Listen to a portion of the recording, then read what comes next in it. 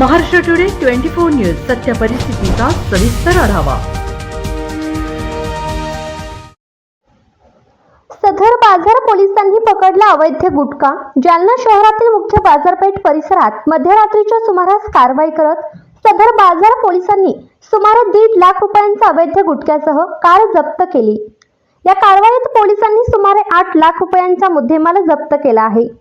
रविवारी रात्रीच्या सुमारास जालना शहरातील बाजारपेठ परिसरात अवैध गुटखा वाहतूक करणारी कार आली असल्याची माहिती सदर बाजार पोलीस ठाण्याचे पोलिसांना मिळाली होती।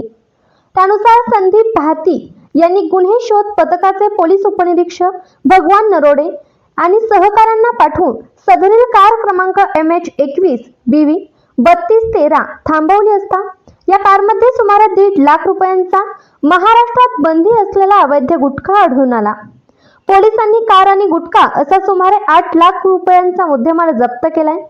या प्रकरणात गुटखा माफियांसह कार मालक अतुल चौडिये वर अन्न व औषध विभागाचे अधिकाऱ्यांच्या तक्रारीनंतर गुन्हा दाखल करण्याची प्रक्रिया सुरू आहे।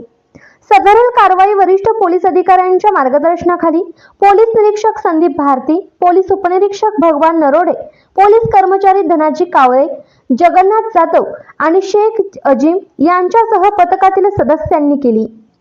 महाराष्ट्र टुडे मराठीसाठी ब्युरो रिपोर्ट विलास गायकवाड, जालना। सदर बाजार हद्दीमध्ये काही आपण गुटख्याची कारवाई केली, काय कारवाई आहे? बरोबर, गोपनीय माहिती मिळाल्यानुसार आपण एक संशयित गाडी पकडलेली आहे। त्याच्यामध्ये शासनाने प्रतिबंधित केलेला मुद्देमाल सापडलेला आहे, परंतु या संदर्भात संबंधित विभागाशी पत्रव्यवहार केलेला आहे आणि त्यांचा रिपोर्ट येताच पुढील कारवाई आपण करत आहोत। अंदाजे किती मुद्देमाल वगैरे?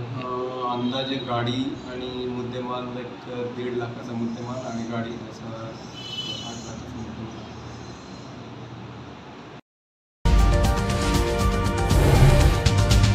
आजच महाराष्ट्र टुडे 24 न्यूजला सबस्क्राईब करा आणि सत्य परिस्थितीचा सविस्तर आढावा पहा।